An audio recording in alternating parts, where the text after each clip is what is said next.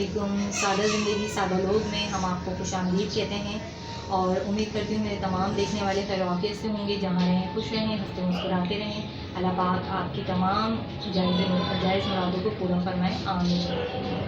तो आज हम अपनी अफ्तार में क्या स्पेशल बनाने वाले हैं। आज हम बनाने वाले हैं मूंग की दाल के पकोड़े, जो बहुत ज़्यादा क्रिस्पी होते हैं और जिसका नाम सुनते ही मुँह में आ जाता है पानी।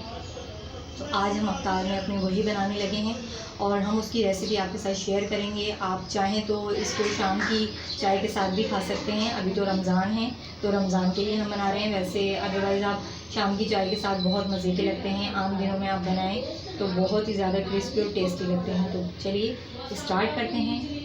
तो यहाँ मेरे पास 1 से 1.5 पाव के करीब दाल है मूंग की, और ये मैंने तकरीबन 1.5 घंटा पहले भिगा के रख दी थी अच्छे से धोने के बाद, और ये तकरीबन भीग चुकी है।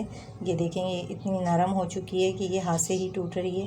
अब हम इसको सिल पर अच्छे से पीस लेंगे, बिल्कुल बारीक कर लेंगे इसको। सिल पे ये पिस जाती है आराम से।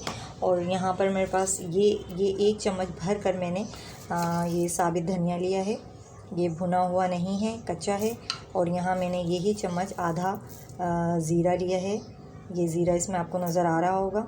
आधा चम्मच भर के मैंने ज़ीरा लिया है। इसको अब हम इसमें इमाम दस्ते की मदद से थोड़ा सा मोटा मोटा कूट लेंगे, वो हम इस दाल में मिक्स करेंगे। यहाँ पर है मेरे पास ये 1 मीडियम साइज़ की प्याज है, और आप 1 से 2 डाल सकते हैं। अगर प्याज ज़्यादा पसंद है तो इससे 1 छोटी सी और मज़ीद इसको बढ़ा लें। ये मैंने इस तरीके से इसमें कट लगाया है। इसको बिल्कुल बारीक चॉप करेंगे। यहाँ थोड़ा सा धनिया है हमारे पास, इसको भी हमने अच्छे से धो लिया है और अब हम इसको भी चॉप करेंगे। यहाँ पर ये हमारे पास 1 हरी मिर्च है, इसको भी हम बारीक काट लेंगे। और फिर ये इसको दाल को पीसने के बाद ये सब हम इसमें डालेंगे और मज़ीद इसमें स्पाइसेस ऐड करेंगे। तो हम मिलते हैं आपसे दाल पीसने के बाद। तो ये हमने दाल पीस ली है और इसकी कंसिस्टेंसी आप देख सकते हैं कि ये इस तरीके से है, और हमें यही चाहिए बड़े बनाने के लिए। ये बिल्कुल मुनासिब है, और इससे ज़्यादा बारीक ना करें वरना फिर आपके ये बड़े जो हैं वो फट जाते हैं। तो अब उसमें हम ये जो हमने प्याज चॉप की थी वो डाल देंगे, ये हरा धनिया, और इसमें मैंने 2-4 पत्तियाँ मज़ीद पुदीने की ऐड की हैं, वो डाल देंगे। ये 1 हरी मिर्च जो थी ये हमने ये डाल दी। उसके साथ ही हम इसमें ये जो हमने दरदरा सा साबित धनिया और ज़ीरा कूटा था हम ये डाल देंगे। और ये हम तकरीबन समझ लें भर के हमने 1 चम्मच डाल दिया है। और इसके बाद हम डालेंगे कुछ स्पाइसेस। तो ये हम कुटी हुई मिर्च 2 चम्मच, और ये हम तकरीबन 2.5 चम्मच हमने इसमें कुटी हुई मिर्च डाली है। और अब हम इसमें थोड़ी सी हल्दी डालेंगे, बिल्कुल थोड़ी सी। और हम इसमें डाल देंगे थोड़ा सा नमक हस्बे ज़रूरत। और अब हम इसको कर लेंगे मिक्सिंग अच्छे से, हाथ की मदद से कर लें। हाथ की मदद से बहुत ज़्यादा अच्छी मिक्सिंग होती है। आपके हाथ धुले हुए होने चाहिए अच्छे से, और इस वक्त मेरे भी हाथ बहुत अच्छे से धुले हुए हैं। ये हम इसकी करने लगे हैं मिक्सिंग। जितनी अच्छी मिक्सिंग होगी इसकी उतने ही अच्छे आपके बड़े बनेंगे, क्योंकि ये सारी चीज़ें इसमें बहुत अच्छे से मिक्स होनी चाहिए। तो ये हो चुका है जी अच्छे से मिक्स, और अब हम इनको फ्राई करना स्टार्ट करेंगे।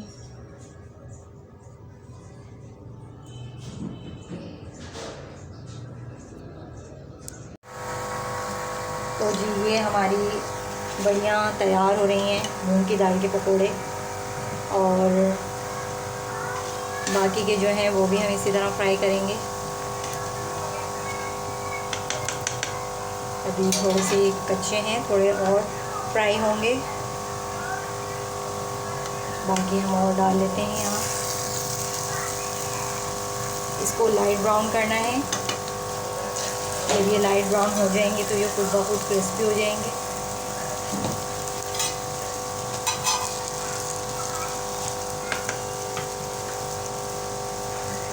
जो ब्राउन होते जाएं उसको पलटते जाएं। तो अल्हम्दुलिल्लाह जनाब, हमारे मूंग की दाल के पकोड़े और आलू के पकोड़े और यहाँ पालक के पकोड़े, ये देखें, ये पालक के पत्ते हैं जिन्हें मैंने धोकर थोड़ा थोड़ा सा काट कर साफ़ करके अच्छे से रख लिया था। और जिस बैटर से हमने आलू के ये पकोड़े बनाए थे, उसी बैटर में हमने इनको डिप करके और अच्छे से फ्राई कर लिया है। तो ये भी बड़े क्रिस्पी क्रंची होते हैं। अगर ये आपने अभी तक ट्राई नहीं किए तो ज़रूर ट्राई कीजिएगा, ये बहुत अच्छे लगते हैं क्रिस्पी से, क्रंची से। और ये हमारी मूंग की दाल के पकोड़े रेडी हो चुके हैं। इसके साथ ही हमारे आलू के पकोड़े भी रेडी हो चुके हैं। और ये हमारे पास है यहाँ धनिए पुदीने की चटनी।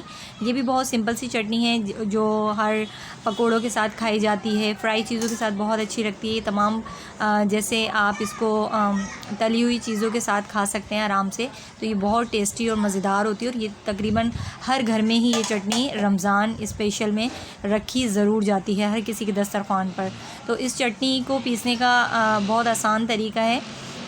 थोड़ा सा धनिया ले लें, थोड़ा सा पुदीना ले लें अपने हिसाब से, उसमें 2 लहसुन के जवे ले लें, कलियां जिसे कहते हैं, और थोड़ा सा ज़ीरा ले लें, नमक ले लें और 2 हरी मिर्च ले लें, 2 टमाटर ले लें और उसको ग्राइंड कर लें। ये बन जाएगी आपकी हरे धनिए और पुदीने की मज़ेदार सी चटनी।